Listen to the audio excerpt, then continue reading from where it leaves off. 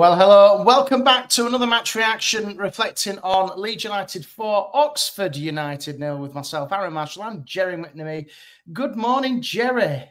How's it going? You all right? I've got flu. Yeah, I'm pushing my way through it. Apparently, Quality Street is the right thing for us. We opened up the Quality Street last night as well, which is quite nice. Yeah, they've changed the orange shape. I don't know if you've noticed that. Oh, not yet. No. But they've changed the shape.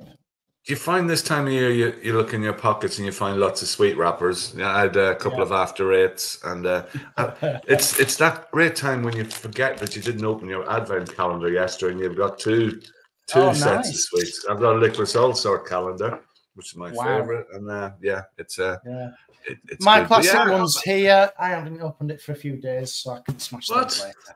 No, I'm on it every day, but yesterday was just busy, yeah. But yeah, excuse me, I'm going to be coughing a bit and sneezing. I'll try not to. I'll be brave. But a good day yesterday. Yeah, we did you ever get the feeling of I'd stopped myself saying it a few times yesterday? There's crisp packets on the pitch to think it's all over. It is now. Yeah, it was run of the mill, 4-0 per team.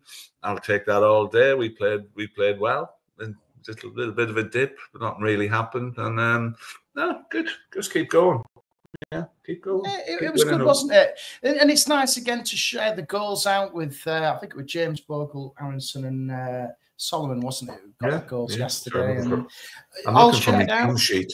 I'm looking for my team sheet. I've got it here somewhere. But anyway, talk among yourselves. Oh, yeah. I've got it. You've got the team sheet, Gerry. That's good. Yeah. But yeah, do you know, a 4-0 win just before Christmas, it's just what we needed. Obviously, the other teams around us were winning as well. But do you know what? We got it done. I think their keeper was poor. Oxford United's keeper, he made a couple of good saves, but his distribution was poor. He was being bullied by 35,000 Leeds fans. I don't know if you heard that from where you sit. But yeah, God, absolutely getting bullied by everybody. But yeah, Oxford, they're a poor side, Gerry. I'm not being funny, but they are. Of course they are.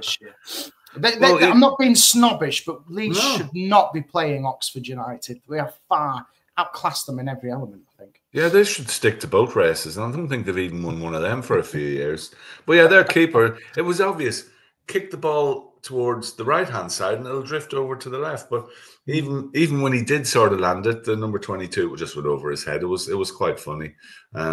He didn't have much chance, but I looked through their team and our only player I recognised was Josh McLachlan, who was on the bench, and he was the next big thing from Chelsea a few years ago. Now he's a sub for them. But yeah, and Elliot Moore, their captain, wins this week's prize of being most looks like a rugby player. I think this seems to be a regular thing. And there was Heidi Ter-Evest, who on the bench, and I thought I need to see him come on because that's the stupidest name I've ever heard. But all of them, they come in, sacked the manager last week, brought in Gary Rowett, who was in the stand, who's a good manager. He's a good manager at that level. He's got a lot of hard work ahead of him. But yeah, let's mind Oxford. We looked miles ahead of them. As we knew, Strike was out injured. He was on the bench, but never expected to see him. So Ampadu slotted back in. He was a bit rusty, but I thought as the game went on, he got better. He made one tackle where he did it with the back of his ankle, wrapped it around the player back of his ankle. I thought, what a player! And then he gave a bad pass, and I thought, you're rubbish, Ampadu. But you know, he was good. Solomon was in. Willie was on the bench. Solomon was, I think, probably his best game for Leeds, and he's now that he's fitter, he's looking that bit of class. And then it just seemed unfair. We were taking players off, and players coming off the bench, tens of millions of pounds worth of players, and you think we look pretty strong at the moment. You know, we've still got players to come back. Gruev's not too far away. And it's good, you know, the likes of Schmidt and all that has to wait. He got his own song yesterday. You're Schmidt and you know you are. Yeah, I thought it was good. Yeah, and he also had a bit of a good run out as well, did Schmidt, didn't he? We've been waiting for him to have a good little stint. And he looked okay when he came on for me, did Schmidt? Yeah. But throughout the team, you know, the guys up front, Tanaka and Rothwell, it was the conditions were impossible. If you look at both flags, they were like that, the corner flags on either side, and try to take free kicks, and that was difficult. So difficult conditions, and I suppose for a team like us who are not hoof long ball, it probably you know it suits us better And we had a few chances early on, and we looked, and eventually it came. Great run by Solomon, and a great and we've been crying out for somebody coming in that 6-yard. Keeper was there. It was a brave one because Dan James could clashed into the keeper, hit into the post, and he took it well, and we're off and running. And as Leeds do, we sort of took our foot off the pedal a little bit. They had a chance. And again, great name. I think it was Premislaw Planchetta, I think was his name, number 7. He was through 1-1. And you just put it on your right and wrap it around Melia. And because it was wide open, and he put it into the stand. And then you thought, and then a looping header when Melia came out and punched one, and you thought, 1-0. Every time we got into our box, you think, but that was never a problem. You get to halftime 1-0, and you think, we got to be better here. We got to put this game to bed. I'd back 6-0. I just have a quid 35-1. Not great. And then once we started scoring, I was moaning a bit about Brendan, but he scored and an assist. He did, yeah, he did. I think he played well. He was buzzing around. He was not back to his old self, but he was doing a good shift. Brendan Aronson for me, and I think I'm not being funny about against Oxford. You should be, but yeah, I just want to touch on the bench though, Joe, because you're absolutely right. I was looking at that bench yesterday. I thought, bloody hell, that is a strong bench. And it's probably the strongest I think we've had, even if we're going up to the Premier League era when we were in the Prem a couple of years ago. I think that's probably the strongest bench we've had in a long, long time. Yeah, everybody's fit. You looked at it last year and we hadn't got many options. And even on Bielsa used to have a paper-thin squad and lots of younger kids in there. But I think we've a stronger depth than we had last year. Maybe the individual players we lost were decent, but I think it was stronger. Ramazani. Yes, it's me nose. Ramazani comes on. He hit one too well. He hit it straight and hard, and he had a couple of chances. Joseph, perfect game for him. He works hard. It'll happen for him. Poor old Patrick. Patrick went down the tunnel. I've done it again this week. I shouted 2 sugars, Pat, as I seen him going down the tunnel. It's not right. It's not right. He must look at that and think, I'm well down the pecking order. But Brendan, I'm just thinking when he scored that one, I thought, why didn't you do that against Portsmouth with that chance? Yeah. But we got to let that one go. But yeah, I mean I'm trying to think the order of goals. Yeah, Bogo, the great one too with Brendan. I think Dan James started the move and bounded in the corner and went 2-0. You thought, yeah, that's it. We're home and hosed now. And then it was icing on the cake. With Pirro played the ball through to. Pirro does a lot of stuff we don't know. To Aronson and puts it away at 3-0, and then it's 4-0. Solomon gets one from the angle, and as I'm saying, 73, 74 minutes. I'm thinking 6-0's on here. We had a couple of chances straight at the keeper, Dan James. Why not try your luck? I think in the first half, Tanaka had one that hit the side net, but we all thought was in. But yeah, the job done. We just keep plugging away. You look at the stats: 9 straight wins. We conceded something like 2 or 3 goals, scored 24. You can't ask for better than that in this division. The teams we've been up against are poor, but in the middle of that was Sheffield United, and Middlesbrough. So. The test now comes, these 2 away games. If these 2 games were at home, which one of them was a couple of weeks ago, you say, yeah, another 2 wins. We can win these 2 games. This is a real statement. And this is the test now, that we can do it on a cold Boxing night, late Boxing Day night. For Irish viewers, it's St. Stephen's Day night. Because it's St. Stephen's Day in Ireland, Proclamation Day in Australia, but I don't think many people in Australia, might be wrong. And we got to do it at Stoke. They're poor, but they were poor last year as well. I think going to Derby, what we need to do is the same strategy as the last time we won there. Go absolutely pissed, and I think that's the last time we played at Derby when we won the league and just went, we're on the rise. I think Klish was on lying across 3 seats and waving at everybody. I still won 3-1. But no, throughout the team, can't. It was good to see Ampadu back. He's looking towards himself, getting back to. Joe Rodon had his usual life-threatening injury. He his head again. He goes down every game. He's got the Pontus Janssen. I've got it. My career's over each game. Excuse me. But yeah, you need to talk to me. Yeah, well, do you know what? Joe Rodon is a warrior, Gerry, for me, and he does a shift. The Doesn't warrior, argue. yeah. He's the warrior, and we do worry about him as well when he goes down. But do you know what? Can't fault him. And I look across that team yesterday.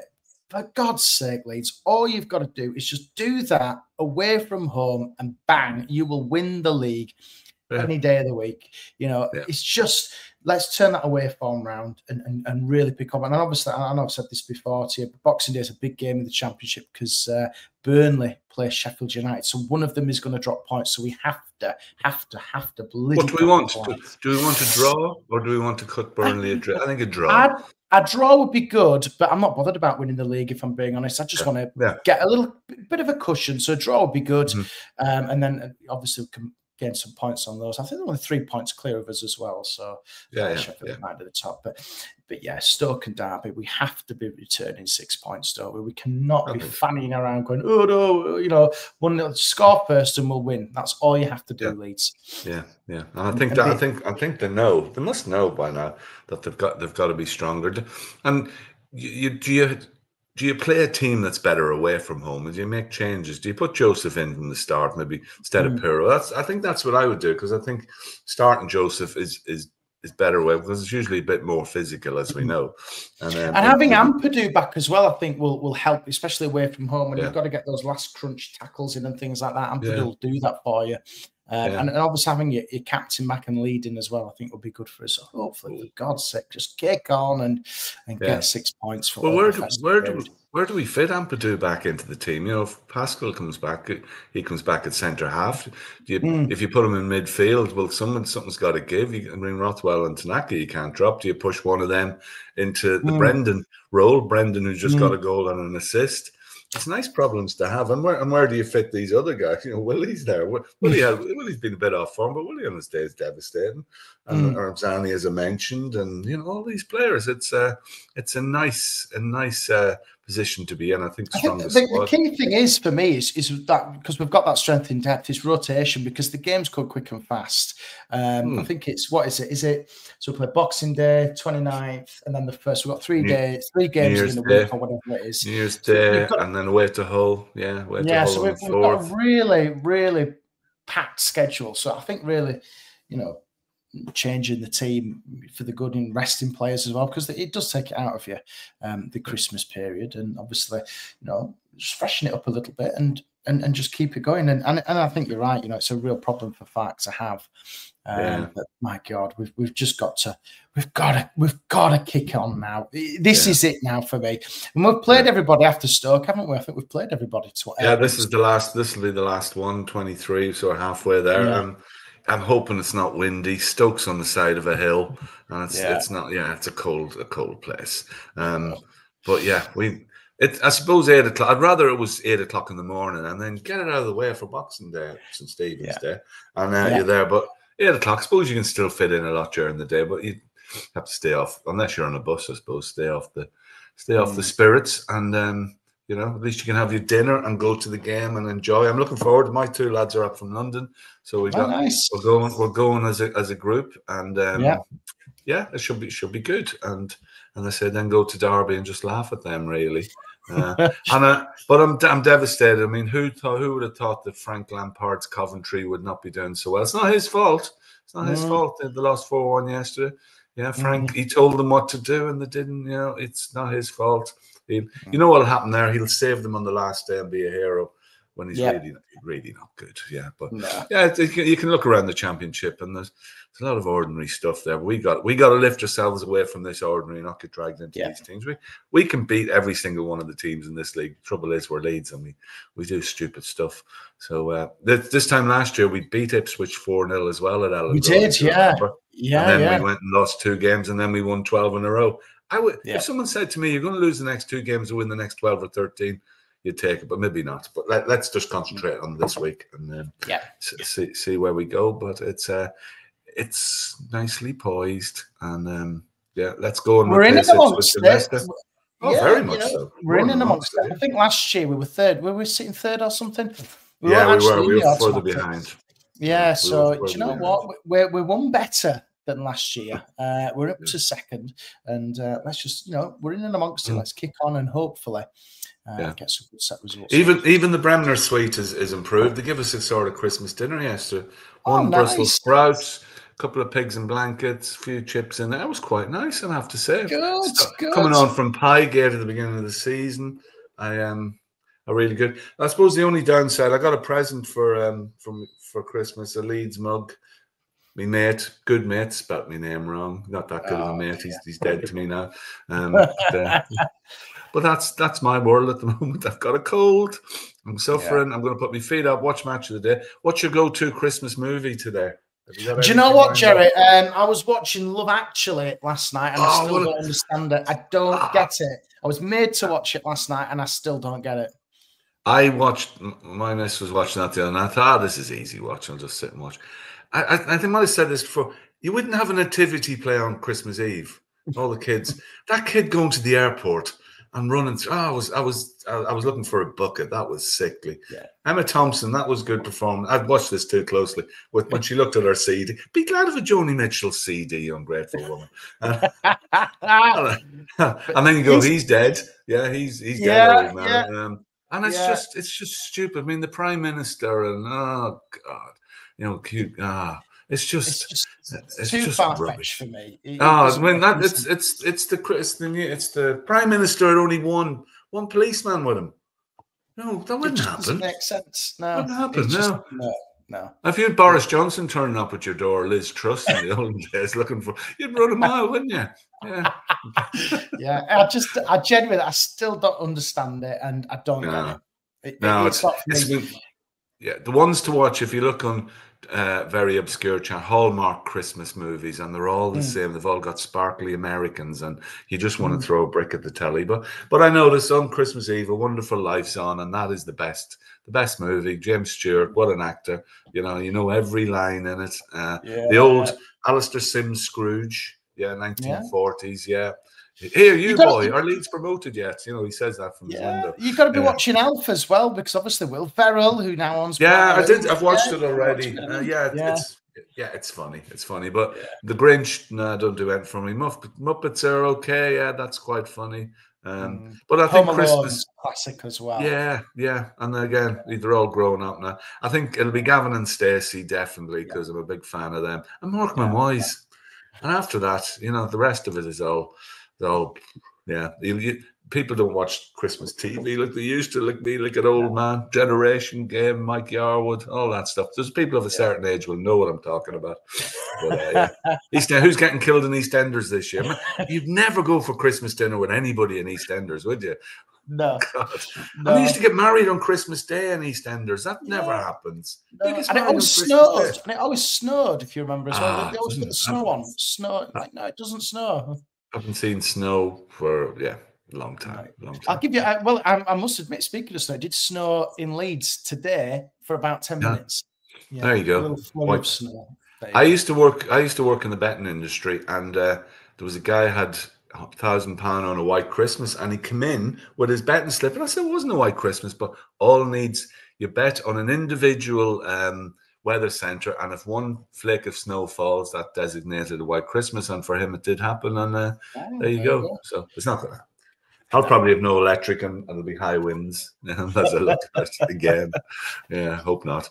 But that's it. That's Christmas. That's Leeds, and we're by the end of this we'll be 2 wins, and we're into the new year. Please God, that's what we're looking for. And yesterday, good result, 4-0. Happily watch that every week. Bit less cold, and I think we will be well pleased. Come on, Leeds. Come on, Leeds. Right, cheers, Gerry. Merry Christmas if I don't speak to you, but I'm sure I will. And all the very, very best of the festive period. And to everybody else, thanks for listening. All right, we'll see you soon.